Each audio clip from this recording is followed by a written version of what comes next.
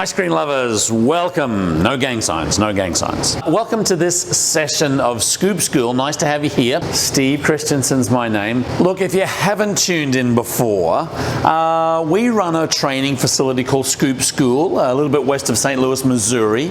Pretty cool place, just building out an ice cream shop in the front. Woo! I should be ready by April this year. Anyway, look, I won't go through the whole list. Best-selling author. Well, that's only the two things, really. A lot of people ask this question. It's a pretty rudimentary answer. But before I jump into it, I do want to thank our episode, which is the Chocolate Shop Ice Cream Company. 2 generations of ice cream wonderfulness. You got Dave Deadman, Sarah Deadman, Chuck Deadman, the whole Deadman family. It's not the name you want as a doctor, Dr. Deadman, but it is the name you want for your ice cream provider. They make 3-gallon buckets of ice cream. They make pints. You can buy their ice cream, resell it. Great group of people. Look, the link is down below. Have a look at all the different flavors. And that's another layer of support that they can give you as well. So not only are you running your own shop and you're tuning into the Scoop School videos, but you've got Sarah Deadman that's actually helping you through the process as well. It may not be Sarah, but you know what I'm saying. Anyway, thank you for your sponsorship. And let's jump right to the question. Okay, so a lot of people, even people that have been in the industry a long time, ask the question, how many servings do I get out of a bag of mix? How many servings do I get out of a bucket of ice cream? I don't want to appear as though I'm dumbing it down too much, but I am gonna dumb it down a little bit. Because everything we do in portion control in the ice cream industry is by weight ounces. So let me give you a little bit of a tip. Look, I love this country. We're going to be citizens this year. Very excited, studying up on the exam. But we do need to get ourselves into the metric system. If anyone's listening up in the government, well, the government's always listening, but anyway, let's go metric. It's a lot easier. It's a lot easier. So we always use weight ounces versus volumetric ounces. And it's okay for people to get confused because between those two types of measurements, your weight ounce or your volumetric ounce, we have a thing called overrun in ice cream where what we start out with isn't necessarily the same volume that we end up with. So that's where it can get a little bit confusing. So let's kind of break it down to the bare bones. So you have ice cream mix. This is a 14% ice cream mix. And what we're going to do is basically weigh it. And then we're just going to divide that by our portion control. So there's a lot of moving parts here. To fill a 3-gallon bucket, I need 2 gallons of mix.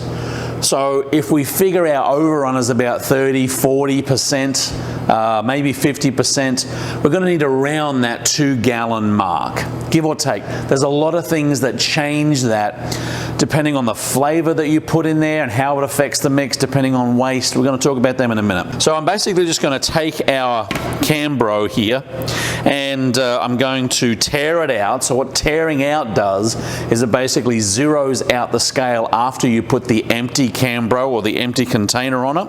We're going to select ounces and then we're going to just basically take 2 gallons of our ice cream mix and pour it in and weigh what 2 gallons of ice cream mix weighs.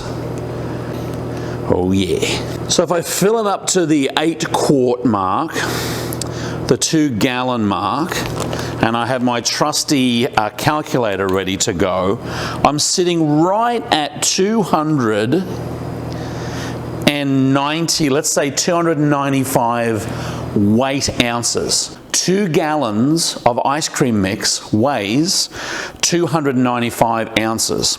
So let's say, for example, our serving is a 5-ounce serving. Our standard serving is a 5-ounce serving. So honestly, it's just as easy as taking 295 and dividing it by 5, and it gives us 60 servings. We're doing it by weight. So not only are we actually weighing the mix, but we're weighing the end product. That's how we figure all of this out. As long as we're weighing at the front end and weighing at the back end, we should be fine. And still people have some issues with, well, yeah, but more volume. Let's break it down a little bit more. I'm going to take this off the scale, and then I'm going to put our ice cream. So this is a 3-gallon bucket of black raspberry cheesecake. It's one of our beautiful signature flavors, and I'm going to just weigh it. So I put this on the scale. Now, this is giving me 235. So again, I haven't filled it up to the top, and depending on basically overrun and how this freezes, because what happens is when I put a cheesecake base into this ice cream base, it actually thickens the mix and I get more overrun. This is why the weight on this is less than the weight on that. So if I were to take, again, 235, divide that by 5, and I'm getting 47 servings out of this by weight ounces. So you can start at the front end and weigh your mix and then try and determine, hey, where it's going to sit. Honestly, in the grand scheme of things, weighing a bucket probably is the easier way to do it. But again, you'll have to weigh every single bucket in order to get what that particular serving makes. What I would do is just get an idea of what your mix weighs. Apologize for old Mr. Blast Freezer over here, decided to turn on in the middle of the broadcast. And then go by that. Now, a couple of things that I'm going to weigh in on this as well, pardon the pun. Weigh in on it, is portion control. So you've got to make sure those employees are serving a 5-ounce scoop each and every time. And waste. Typically most stores are looking at about a 3, maybe 5% waste on their buckets. So really make sure that you're kind of working that bucket, get all of that waste out of there, utilize all of the mix or all of the ice cream that's in the bucket. And that's a very easy way to do it. Honestly, if you're going to do events and different things like that, it's really important to weigh these buckets. You've really got to know how many servings you're going to get out of a bucket of ice cream, because not only is the customer paying per person probably, but you want to make sure that you don't get stuck to the end there. You've overportioned and now you don't have enough ice cream for everybody, which is extremely embarrassing. So hopefully that's a simple answer to a question that's asked a lot. How many servings am I going to get out of a bag? How many servings am I going to get out of a bucket? It's really as simple as weighing it and then kind of getting used to the fact that different flavors will have different volumes and different weights. There's no definitive answer across the board, but this certainly should help you out. Thank you again for our episode sponsor, Chocolate Shop Ice Cream. Again, the link is down below.